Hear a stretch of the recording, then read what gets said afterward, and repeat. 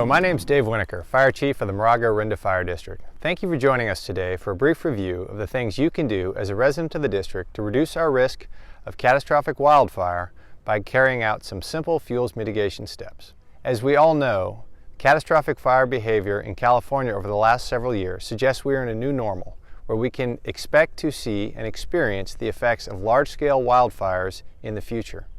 In the face of a large-scale wildfire, it is possible that fire suppression resources will be overwhelmed and incapable of putting the fire out during the first operational period. During this critical time, work that has been done in advance to reduce the availability of combustible fuels, or fuels mitigation, will be critical to slowing or stopping the spread of fire and allowing residents to execute an orderly evacuation along our existing roads. MOFD Ordinance 16-02, otherwise known as the Fire Code, requires the following of all properties. First, annual weeds and grasses must be cut to less than 3 inches. This includes recutting if late rains cause a regrowth of these same weeds and grasses. Secondly, non-irrigated shrubs and bushes must be broken up or removed so they do not form a continuous fuel bed. Third, the tree canopy must be trimmed or limbed and maintained in such a manner that there is at least a 5-foot air gap between the lower portions of the canopy and either the ground or any fuels that are on the ground underneath the tree.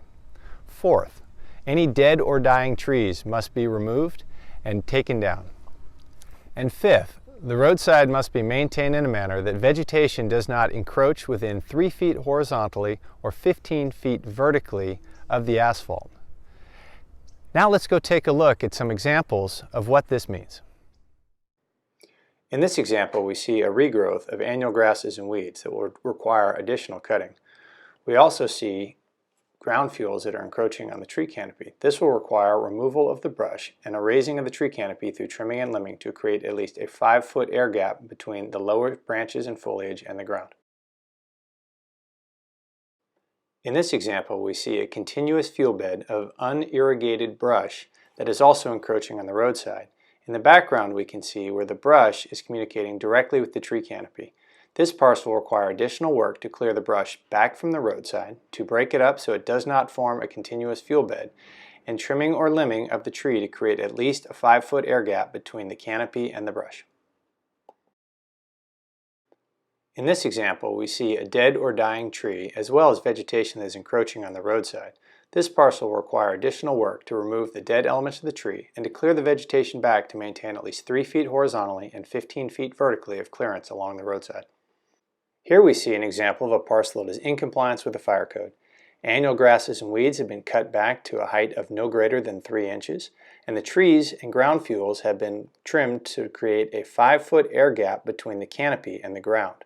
We would like to see all parcels looking like this one. Here is another example of what right looks like. All ground fuels have been removed. Brush and other combustible material have been cleared back from the roadside, and the tree canopies have been lifted to create at least a 5-foot air gap. Thank you for joining us, and thank you in advance for doing the work on your parcel to make our community safer. For more information, please visit our website at www.mofd.org. And please be safe and do your part to prepare for wildfire.